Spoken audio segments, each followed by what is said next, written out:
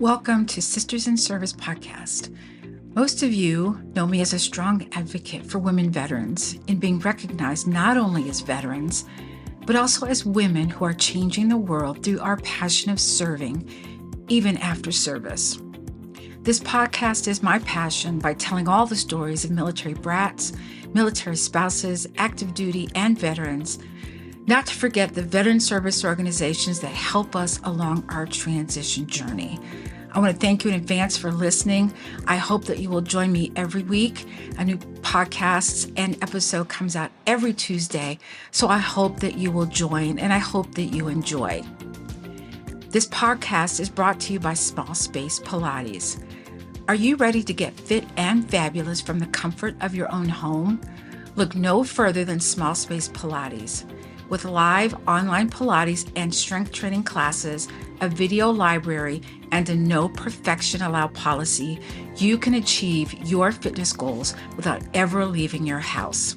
Click on the link for your complimentary week and start your journey to feeling fabulous today. Welcome, everyone, to another episode, the latest episode of Sisters in Service podcast. You know me, I am your host, Kat Corchado. This podcast is where we delve into the world of all things military that affects us as women in service and after service while creating a balanced and fulfilling life. Today, I'm thrilled to have a very special guest, Dr. Amelia Duran Stanton. Dr. Stanton is not only a seasoned military professional with over 32 years of service, she's still active duty, y'all, just saying, but she's also a dedicated physician's assistant, an educator, and a passionate advocate for women's empowerment. Her book, The Lotus Within, is a testament to her commitment to helping women unlock their full potential through strategic planning, time management, and prioritization. I think I need all of those. As a fellow boss and mom, she understands the unique challenge that women face, and she's here to share her expertise and lessons learned. Dr. Stanton, welcome to the Sisters in Service podcast. Thank you so much, Kat. I'm really excited to talk about this topic because this is a passion of mine for several years now, and I'm looking forward to our discussion. Well, thank you. I'm glad that you're here. So I always ask this one question, and it is this.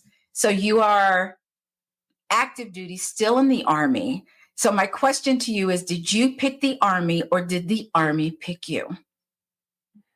So the background of that is I was finishing high school during that time frame, and my mom told my sister and I that she's going bankrupt.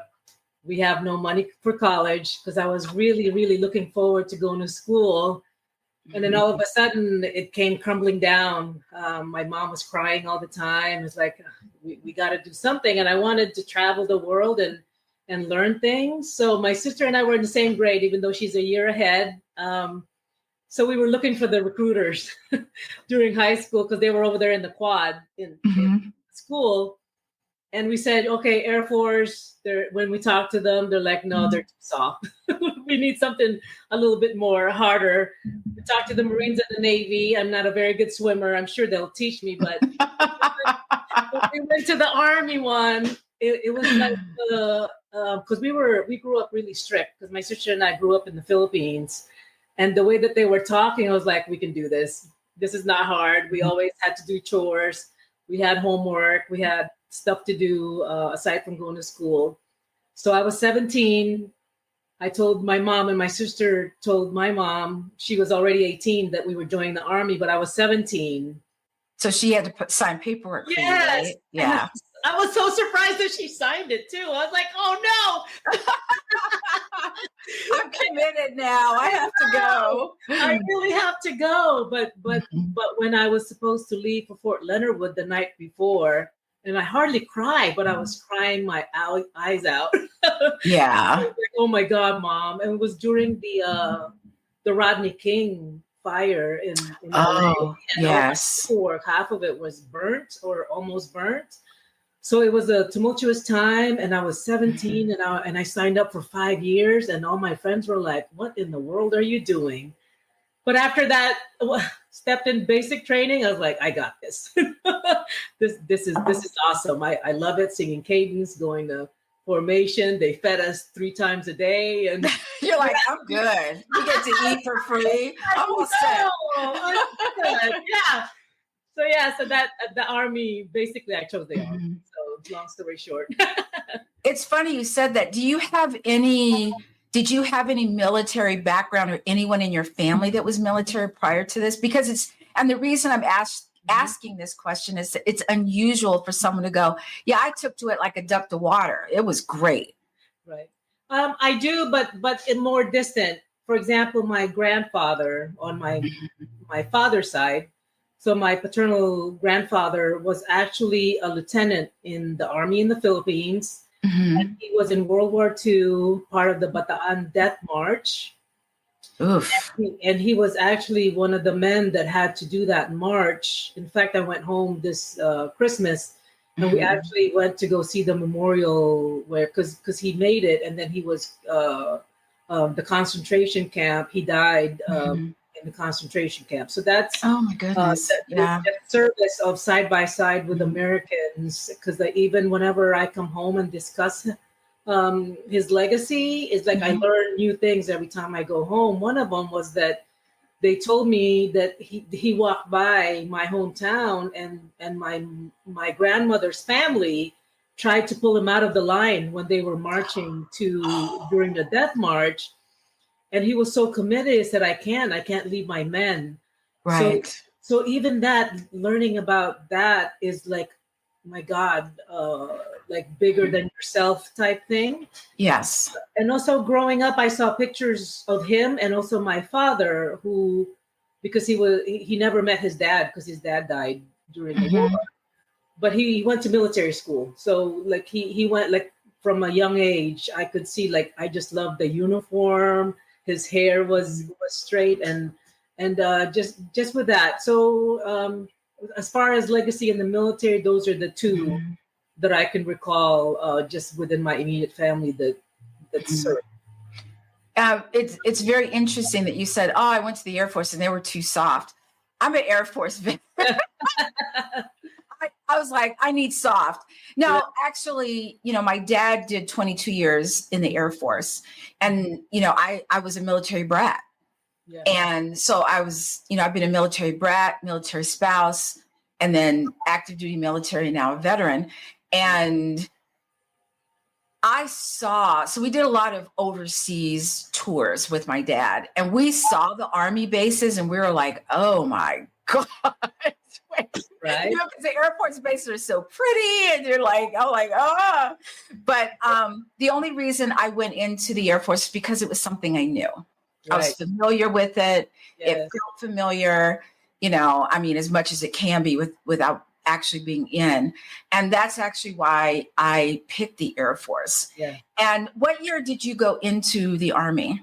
1992. And we say soft in like a sisterly way or a friendship way, because we're jealous of the Air Force. No, honestly, I've heard all the jokes about the Air Force. You're like, oh, haha, and I'm like, yeah, just bring it. Because I just laugh out loud every time that paycheck gets deposited into my account. Right. In fact, my sister got out of the Army being listed. She joined Air Force ROTC and became an MI officer in the Air Force. Yeah. So kudos to all the air men and women, because we're all jealous of you. So that whenever we're ribbing you, it's not because we don't like it. It's like we're jealous. Yeah. Like, I should have gone. I didn't even think about that going in. It was only afterwards I was like, wait, why are we hating on Air Force? I used to do a live with a bunch of Marines, and they're like, oh, Air Force Mafia. I go, yes, we are. Yes, you are. So when you first went in as a woman, and I'm speaking woman to woman, because I was quite pretty much a little bit ahead of you going in, but what were the discrepancies for you for women going in the military, going in the Army, if there were any? There were, because during the time frame, we could only choose certain jobs, because now they're allowed combat arms jobs. Yes. So my choices based on my ASVAB score were like patient admin and also supply. So those are, I mean, for somebody who did so well in the test, I was thinking, looking back, it's like, these are the only two that you have to offer me. So Exactly. some of that things. And also when Mhm. I went to basic, it was still segregated, the women versus the Mhm. males in different sections. Because later on they Mhm. integrated them. So those That's are very interesting you say that, because when I went to basic, and I went in on delayed enlistment. So I went active duty in March of okay. 1980. And they had just recently had men and women in the same dorm. We weren't mixed together Yeah. because my dorm, we call my TI, my training instructor, was male, but he had a female, I don't know what you call them now, but female, a helper, I guess that's what it is. Yeah. But it was just really, and I didn't know the significance of that going in. I was like, well, this is just how it is. So when did you decide? So, okay. So first of all, when you went in, which one did you pick? I picked the patient admin. Okay. Because even looking back, Yeah. I'm thinking, what if I chose the supply route, Mhm. Because all of a sudden, several things opened up for me by choosing patient administrator. And I was Yes. Filipino, like my mom couldn't care less which one I picked. So by me choosing the patient administration Mhm. route, it really opened up. Even though I was an administrator, I was around medical people, and I've always Mhm. been around folks that were educators in medicine, and my mom was a dietitian. So I was thinking, I'm glad I chose being a What you patient chose. administrator. Exactly. In hindsight. Yeah. Right. So when you decided that at some point, I'm sure you had to go to, and I don't know what they call it in the Army, but they call it OTS, in officer training school. So did you have to become an officer to, I'm assuming, be the doctor that you are now? Or does that have anything to do with being a doctor? Sure. So let me go through what happened. So patient administrator is an enlisted MOS, military Mm-hmm. occupation specialty. So my first duty station was Puerto Rico. I know everybody gets jealous of that. And when I Super jealous. Hello. And when I was there, I saw I was going to go into the enlisted to officer program for nursing, but Mhm. ended up not doing it. When I first went to my second duty station, which was Fort Carson in Colorado, um, there were a few folks that were enlisted that were putting in for this call, inter service PA program. So everybody in the military can opt in for that. And I was like, what is that? And there were some people that were saying, you're not going to get in. It's too hard to get in. You're a pad clerk. You're not even medical. It's Mhm. pretty much discouraging me. But then there Well, was, you proved them wrong, I didn't you? know, even the medic that was like, don't listen to them. Just do your thing. So I got accepted my first try, and everybody's like, Nice. heck, what happened? Yeah. So that 2 years is considered OCS, officer candidate. Candidate school. Okay. Yes, I and know they OTS called for it something the. different. I wasn't sure what it was though. So Yeah. that was like back in the day, it was only for enlisted, but now they allow officers as well. But um, Mhm. I was an E6 as an NCO in the Army, going to Mhm. school wearing OCS rank. So at some point during your career, you decided to, or maybe it wasn't even a decision, maybe it's just part of who you are, to empower women. When did women's empowerment become a thing for you? That when did you feel as though this was something you really wanted to dig into? Right. So I think it started very early because when I was living in the Philippines, I grew up with paternal grand aunts and also my grandmother. My grandmother owned her own fashion school, which is like advanced at the time because women are really it's a patriarchal country, so Yes. usually it's men that are doing things. But my grandmother was a widow, in the war, and she had to make ends meet, and she had her own business teaching people how to do hair and clothes and sew, etc. And I Mm-hmm. also learned that she was also helping other cousins to live with her, so that they can have a better education. So just hearing that when I was younger, that you have to help other people when you are Mm-hmm. fortunate. So I learned that being very young. And also when I moved to the United States, I was involved in sports. So a lot of it is just learning and making sure the sports that I was in were team efforts. So the women, I played basketball, I played tennis, and also oddly enough, badminton. So a lot of that being in the field of sports, it's like the empowerment already to be able to play sports as a woman. Yes. Yes. Exactly. Yeah. Yeah. So that, and then also in the military, when I went to basic training, there were a few women that were struggling with the PT test because I already knew how to play sports and I was good at it. But the push-ups, none of us were prepared for that. But I empowered some of my colleagues, my people that were in basic training. We would do push-ups late at night, like everything lights out. Practice. Let's do push-ups. Yeah. Yeah. Because we are going to finish together. So that was one thing. And then there were some folks that were going to active duty, reserve, National Guard, and there were some collegiate athletes that were in the reserve.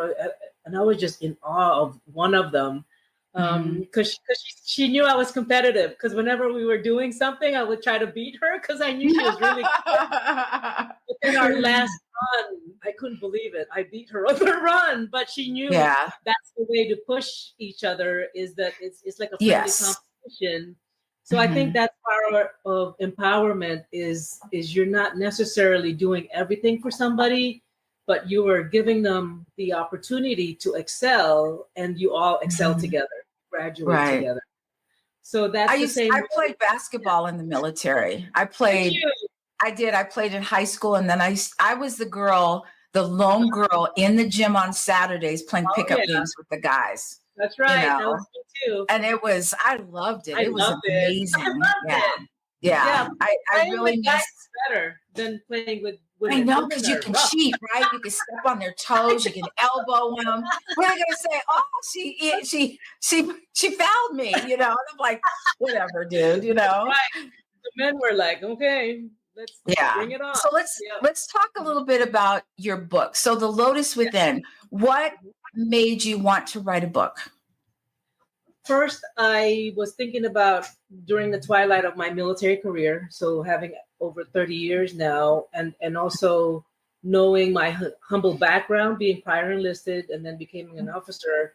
And also I got promoted to colonel. So I said, I need to leave a legacy. And what is the best way for me to leave a legacy in exponentially helping as many women as I can? So that's why I said, okay. Initially, it was to do a course, an online course teaching the same concepts. And then once COVID happened, that I couldn't really teach. So I said, I'm going to write a book. And that's when I reached out to a colleague. Again, empowerment is that she wrote a couple of books already, and I asked for her guidance and for her help. And she connected me with a few folks. And then I did the legwork in getting an editor, a publisher, etc. And during the time that I was in Germany, because before I got here back in San Antonio, I was stationed in Germany as a commander of a clinic. And I created an online course and I did a pilot course. And part of it was asking colleagues, because they knew me, they knew I was organized, they knew I'm a time manager. I know, and I also, I'm a stickler for schedules, getting things done. I asked them, how can I help you? And those are the three topics that emerged: the strategic planning for their future, time management, and prioritization. And so that's how the background of the book came about, because a lot of folks just plan a day at a time. And also they neglect themselves. They don't think about how to take care of themselves. They're always taking care of their spouse, everybody else. Yes, children, and sometimes even parents, because they're aging, but they burn out and say, well, this is a way for me to give back to all the women that have helped me throughout my career by putting all the lessons that I learned throughout my whole life. And not just women, it's men that have helped me as well to succeed. and even reading the books, like Simon Sinek is on there, and a lot of things that I learned from just listening to him. Yes. So a lot of the lessons that I learned and were helpful, I put in this book. And also the artwork, not the cover, but the inside is my daughter. She did the artwork. Mhm. She's an art student at UTSA locally. Oh, Because nice. whenever I submitted a photo, they're like, you need permission. I was like, "Nah." So I would ask for permission and nobody would reply. And I said, you know what, we're just gonna have to Just use your daughter. do Yeah. our own. It's like carte So, blanche. yeah. You're like, yeah, by the way, Yeah, it's a great your experience. artwork's in my book. So where in Germany were you stationed? That's right. And then Bavaria area, the most beautiful part Oh, of Germany. nice. Yes. I actually went to high school in Germany, and it Did was, you? yeah, it was Where, great. Ramstein or It was close to where were you? Ramstein. It's a closed base now. It's Bitburg. It was Bitburg Air Base, and I think Spangdahlem Air Base is still open, but it's kind of sad because I don't have any place to go back to, and when you do reunions for school and stuff, which is kind of sad. But anyway, let's get back to your book. So, why should women read your book? First, especially for the new year, and also not just reading it one time, they need to read it because I want them to focus on themselves. Like the first thing is sit down, and this is a me time, and read about how you can help yourself, because it's also a workbook. So it's not like, oh, I read it, I'm done. Nope. There's homework in there. You got to answer some questions. I have them find their ikigai, which is their passion in life. I also have them review their childhood, because some people have certain things that they don't want to think about when they were younger. But Yes. there's silver lining in every story, especially when you're looking back in your childhood. And I also have them write a eulogy, pretty much. At the end of your life, you're being eulogized. What do you want people to remember you by? So going backwards and going forward, and then at the moment that you are here now, yourself and your future self, that will help you to make sure that you're on your path and doing what you love. I love that. I think that, especially as we become adults, we forget, I have a friend of mine that she talks about, being a beginner at things again. And as adults, we don't want to be a beginner at anything because we've lived a long time. We're like, oh, I should be an expert at this, or they don't get it the first time. And I find there's a certain freedom in learning something for the first time because you can let your brain go. You can just learn. You don't have to be perfect at it. But I also believe that women, whether you're in the military or in general, we forget to look back at our life because we come across things that are so difficult or can be difficult in like right now. And we think, oh, we can't make it through. But we tend to not look back and go, okay, circle this. That was hard. That was hard. That was hard. But you're here to talk about it. And I think that we need to look back and say, you know what? I'm a badass. I'm just going to say it. Absolutely. Yes. So I think it's just important for us to take that look back. So, Dr. Stanton, where can people find your book? Is Amazon at this point, but those other resources are there for them to get the book. And I hope they grab one for themselves and their besties. And grab a friend. Yeah, do it together.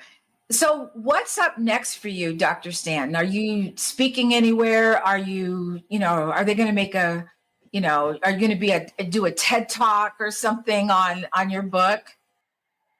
Yeah, so there's a few podcasts that I'm scheduled to do aside from this one. So I'll keep you posted on that. And I do have a website. It's called www.ameliabs, which is my initials of my last name.com. So I'll put some media engagements in there. And also I'm giving you information regarding during International Women's Day on the 8th of March. They can find me talking about the book as well. It's called Voices of Women Summit 2025, and I'll Mm-hmm. provide you that link. And also, I'll in the future I want to do some executive coaching as well as online teaching, where I can provide all of the resources they have, so they can focus on themselves by reviewing some of the things that I offer on my website. So hopefully, Nice. I'll see some of you there. All right, one last question. What is one piece of advice you would give to a woman who is struggling with the either strategic planning, time management, prioritization, or maybe all of the above? One piece of advice that I have for all women, and even if you're not struggling, is remember to focus on yourself. Kind of like when you're about to board a plane and you're seated and the airline is telling you all of the things that you need to do if case of an emergency. Don't put that oxygen on your child because you love them. You need to put that on yourself first, because that's the best way that you can help someone. Is if you're taken care of, you're exponentially able to take care of other people. But if you neglect yourself, you're so just make sure you focus on yourself and then help others. Well, I absolutely believe that because, you know, I'm in the fitness industry, and I always talk about people who, they want the outside to look good, but health comes from the inside out. So if you take care of the inside, then the outside it's going to show on the outside. And if you're healthy, you could take care of your kids, you could take whatever it is you need to do. I always tell people, if your body gives out, where are you going to live? So I think it's imperative and I'm glad that you had said that.